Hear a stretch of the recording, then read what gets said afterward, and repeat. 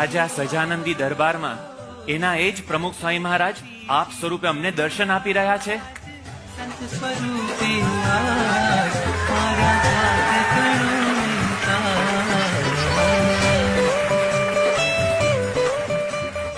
वडोदरा गुजरात 13 मार्च 2002। बात है उस समय की जब दिल्ली में स्वामी नारायण अक्षरधाम का निर्माण कार्य चल रहा था।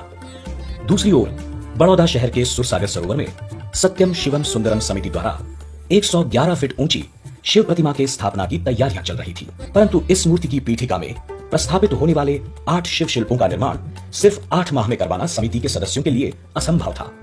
इसलिए उत्सव का आयोजन और अन्य व्यवस्था संबंधी उलझने लेकर वे सभी प्रमुख स्वामी महाराज को मिलने आए। स्वामी श्री ने तुरंत ही सहयोग का वचन दे दिया। अक्षरधाम निर्माण के कुछ हिस्सों का कार्य रुकवाकर केवल 6 महीनों में स्वामी श्री ने शिवजी की अष्ट प्रतिमाएं तैयार करवा दी। समिति के सदस्यों की विनती से उन्होंने शहर की शान बनने वाले इस शिव शिल्प का नामाभिधान भी किया, सर्वेश्वर महादेव। समिति के निमंत्रण को स्वीकार करके स्वामी श्री 13 मार्च 2002 के दिन सुरसागर पहुंचे। वेदोक्त विधि पूर्वक अष्ट प्रतिमाओं का पूजन किया। જોગી મહારાજે અહીંયા એવા સંકલ્પો કર્યા છે કે અક્ષરડેરીમાં જે આવે જે દર્શન કરે એના બધા સંકલ્પો પૂરા થાય, બધા દુઃખ દૂર થઈ જાય, બધાને શાંતિ થઈ જાય, કુટુંબિક આર્થિક બધી રીતની શાંતિ થાય એવા હંમેશા ધૂનને પ્રાર્થના કરાવતા હતા એ ડેરીની અંદર. આજે આપણે પણ બધાને દર્શન થયા છે અને એ આપણા જિંદગી સુધીની શાંતિ દર વર્ષે વર્ષે આવીએ એટલે તો રિન્યુ થાય, દર વર્ષે આવે એટલે રિન્યુ થાય છે, એટલે એ રીતે દરેકે લાભ લેવાનો છે અને સુખ થવાનું છે. અન્નકૂટનો ઉત્સવ દર વર્ષે આપણા બધા જ મંદિરો અને વૈષ્ણવ મંદિરો અને બધા ઉત્સવો થાય જ છે. ભગવાન શ્રીજી મહારાજના વખતમાં પણ આ ઉત્સવ બહુ સારી રીતે થતો. ભગવાન શ્રીજી મહારાજ તો આલોકમાં આવ્યા એટલે બધી ઉત્સવ, રામનવમી, જન્માષ્ટમી, પૂર્ણમ, બધા અન્નકૂટ બધા ઉત્સવ કરતા હતા અને ભક્તોને એમાં ભક્તિ વધે એ આશયથી એમનું આ કાર્ય હતું. વખતે રાત્રે 10 વાગે સ્થાનિક કલેક્ટરના નિયમ પ્રમાણે માઇક બધા બંધ કરવાના હતા. તેમનો ટાઈમ જ 10 વાગે આવ્યો તો મોદીએ ખાલી એટલું કીધું કે અત્યારે કલેક્ટરનો ઓર્ડર છે આ પ્રાંતમાં 10 વાગે કોઈ લાઉડ સિસ્ટમ ચાલુ ન હોવી જોઈએ એટલે આપણે પ્રવચન નથી કરતા. હું મોડો પડે બદલ તમારી માફી માંગુ છું. સ્ટેજ ઉપર બેસી ગયા, ઘૂંટણ ઉપર બેસી ગયા અને બધાનું નવીન માફી માંગી.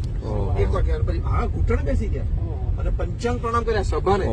તો તમારી માફી માંગુ છું, હું મોડો પડ્યો છું પણ આજે આપણે પ્રવચન પણ હું પ્રોમિસ આપું છું કે ફરી વખત હું આવીશ અહીંયા. પણ એને માઇકમાં એને પ્રવચન ના કર્યું. બાકી એ તો પ્રધાનમંત્રી થોડુંક એ બધું કઈ બંધ થવાનું હતું. સમયને માન આપ્યું અમને.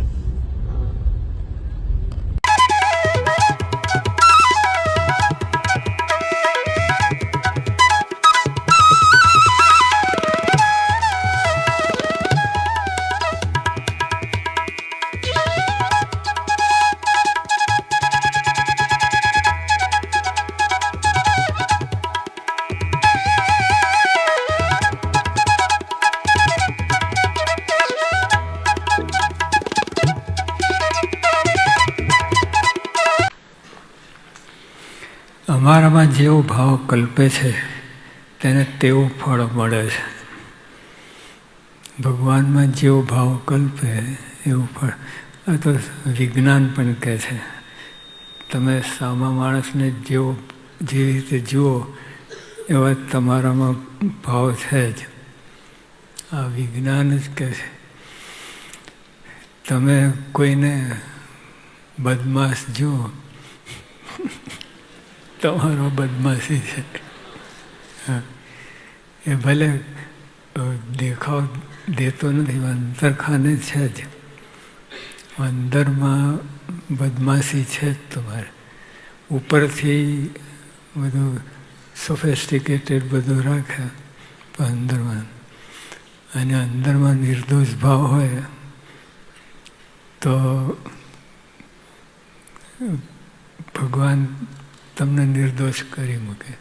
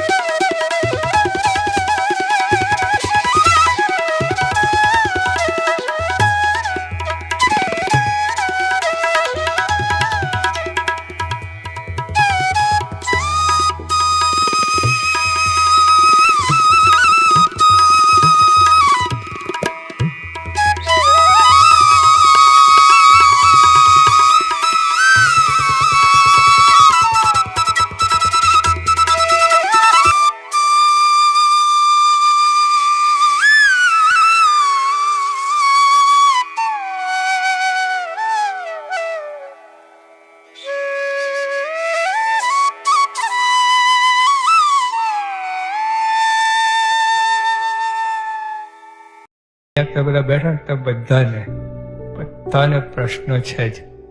શારીરિક, કૌટુંબિક, માનસિક, પછી સામાજિક, લૌકિક, આવું તો હજુ કેટલું બધું છે.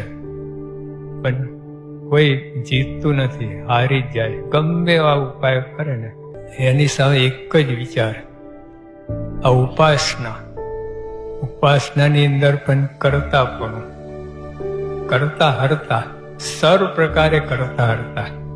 આ તો પરમ સિદ્ધાંત છે. મહારાજ સિદ્ધાંત નહીં, પરમ સિદ્ધાંત. એ વાત આપણે હાથમાં છે. અને બધા સોલ્યુશન અહીંયા, આ બધા પ્રશ્ન છે ને જ્યાં વાત સમજાય તો એ બધા ઢેફું હોય ને એના ઉપાસના હિમાલય. આ હિમાલય આગળ તો ઢેફું શું ક્લાસ? જ્યાં વાત સમજાય ને